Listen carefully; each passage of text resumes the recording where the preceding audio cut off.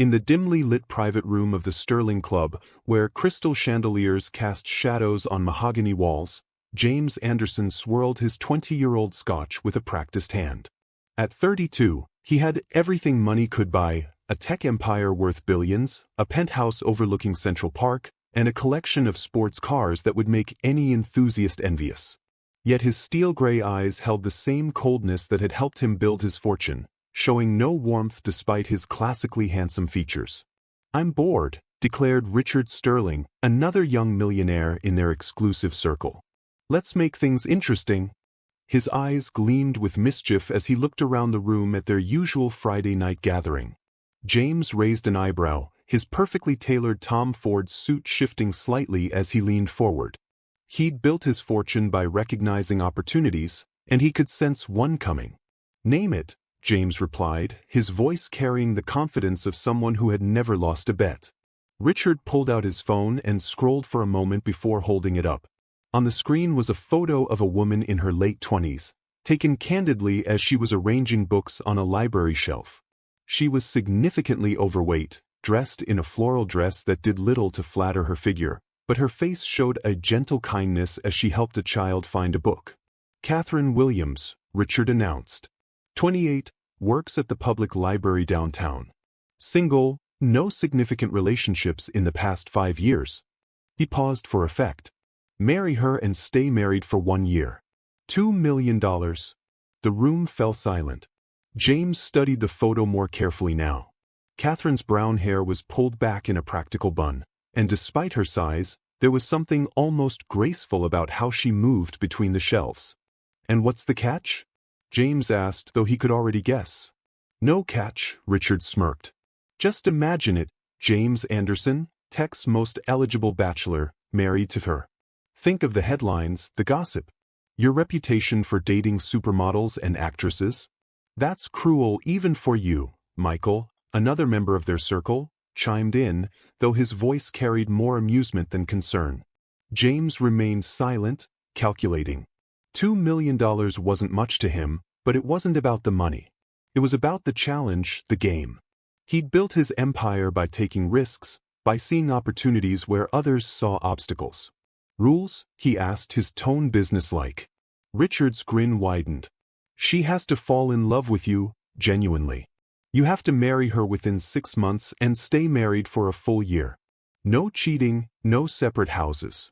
Play the devoted husband. Document everything. We want proof this isn't just for show. And she can't know about the bet," added Thomas, the youngest of their group. "That's crucial. The moment she finds out, you lose." James stood up and walked to the window, looking out at the glittering city below. He'd orchestrated hostile takeovers, outsmarted corporate rivals, and built a technology empire from scratch. How hard could it be to make one lonely librarian fall in love with him? "Time frame?" he asked, turning back to face the group. "Starting now. 6 months to get married, 1 year of marriage. If you succeed, $2 million. If you fail, you pay each of us $500,000. James walked back to his seat, picked up his scotch, and finished it in one smooth motion. "Draw up the contract. I want everything in writing." As Richard eagerly pulled out his laptop to draft the terms, James studied Catherine's photo again. She was helping a young girl reach a book on a high shelf, her face lit up with a genuine smile. Something about that smile made him pause, but he pushed the thought away. This was business, nothing more. The next morning, James sat in his home office, reviewing the dossier his private investigator had compiled on Catherine Williams. Born in a middle-class family, bachelor's degree in literature, worked at the library for 6 years. No serious relationships, lived alone in a modest apartment in Queens, spent most of her free time reading or volunteering at children's reading programs. He opened his laptop and began typing. Day 1. Target identified. Catherine Williams.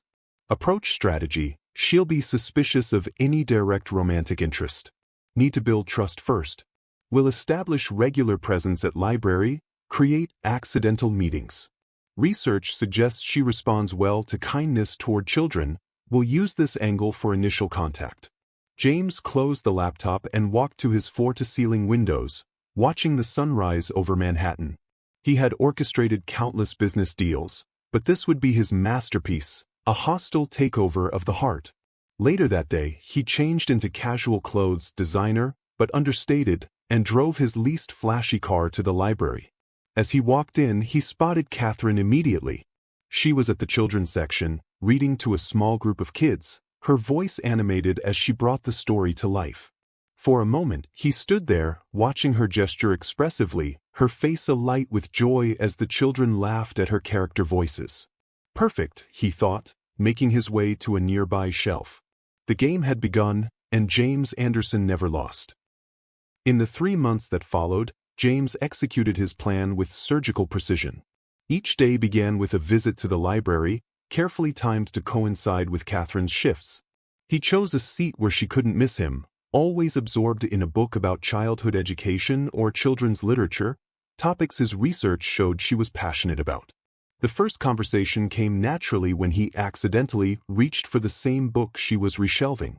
Her cheeks flushed with surprise when their hands touched, and James felt an unexpected flutter in his stomach at her genuine smile. "Sorry," Catherine apologized, quickly withdrawing her hand. "Were you looking for this one?" "Actually, yes," James replied with his practiced, warm smile. "I've been trying to understand children's literature better." He paused, then added with carefully calculated vulnerability, "My niece, she's struggling with reading. I thought maybe if I understood better." Catherine's eyes lit up immediately, and for the next hour, she shared her knowledge with such enthusiasm that James almost forgot he was playing a role. Her brown eyes sparkled as she spoke, her hands moving animatedly as she explained different approaches to helping young readers. That evening, writing in his secret diary hidden in his home office, James noted, "Subject responds well to perceived vulnerability. Shows extensive knowledge and passion for her field. Initial contact successful." Their relationship progressed like a perfectly choreographed dance. Coffee after her shifts turned into dinner dates. James discovered that making Catherine laugh was surprisingly easy and even more surprisingly enjoyable. Her whole face would light up, and her laughter was genuine, unlike the practiced titters he was used to from his usual dating pool. "You're nothing like I expected," Catherine confessed during their 5th dinner date, looking down at her dessert shyly. "What did you expect?" James asked, genuinely curious. "Somewhat colder, I guess. I've seen you in business magazines. The tech titan with the Midas touch. But you're different. Warmer." James felt an unexpected pang of guilt, which he quickly suppressed. Instead, he reached across the table and took her hand, noting how she trembled slightly at his touch. "Maybe I just needed the right person to bring out my warmth." The courtship continued, and James found himself facing an unexpected challenge. He was actually enjoying their time together. Catherine's wit was sharp, her observations insightful. She had a way of seeing through pretense that both impressed and unnerved him. 2 months into their relationship, during a quiet dinner at her modest apartment, Catherine cooked him a homemade meal. It wasn't the Michelin-starred cuisine he was used to, but watching her move around her small kitchen, humming softly as she prepared his favorite dishes, which she had carefully noted over their dates, James felt something shift inside him. "Why me?" she asked suddenly, setting down their plates.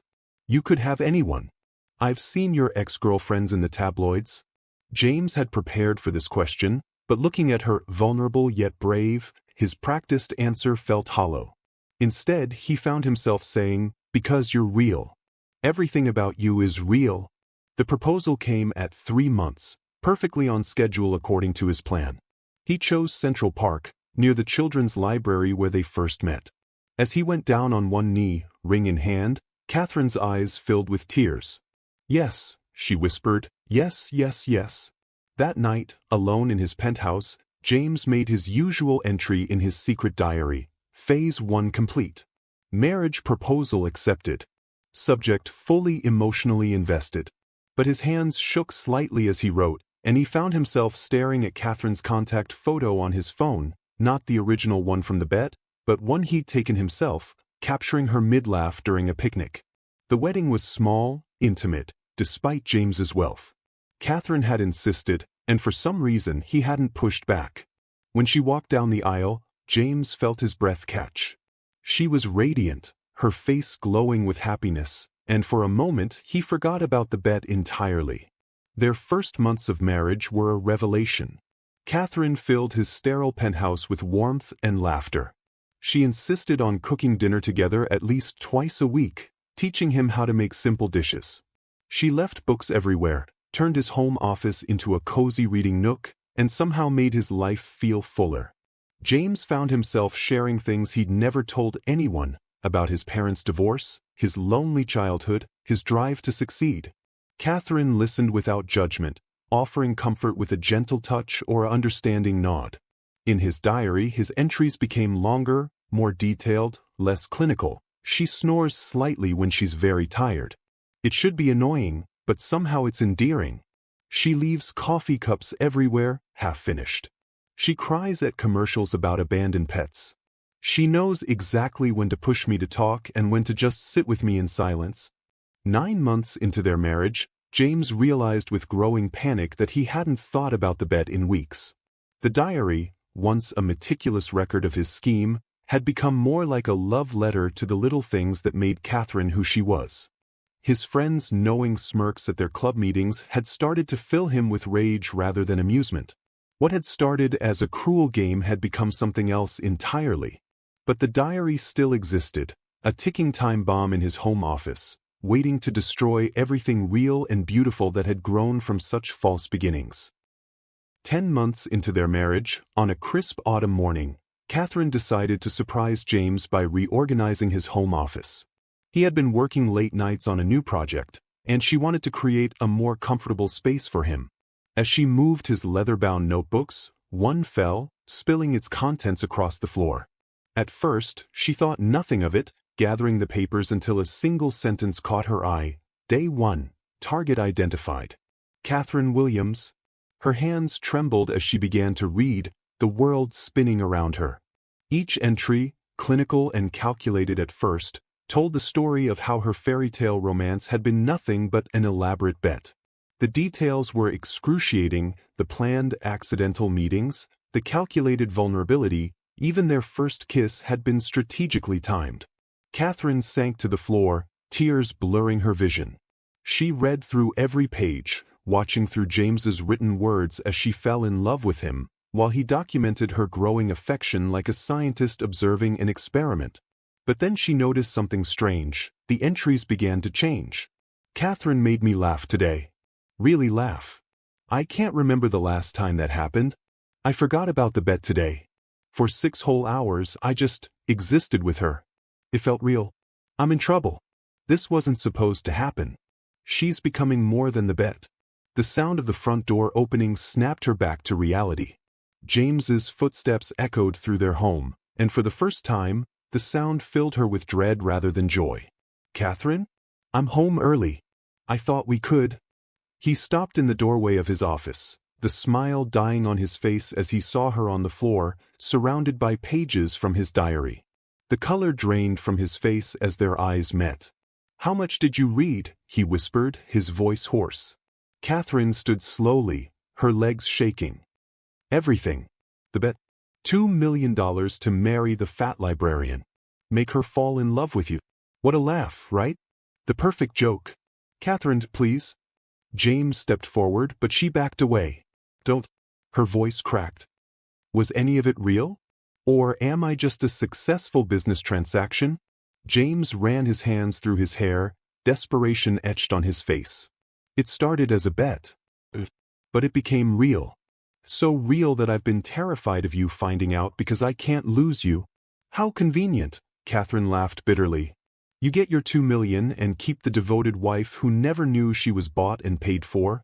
I don't want the money, James shouted, startling them both.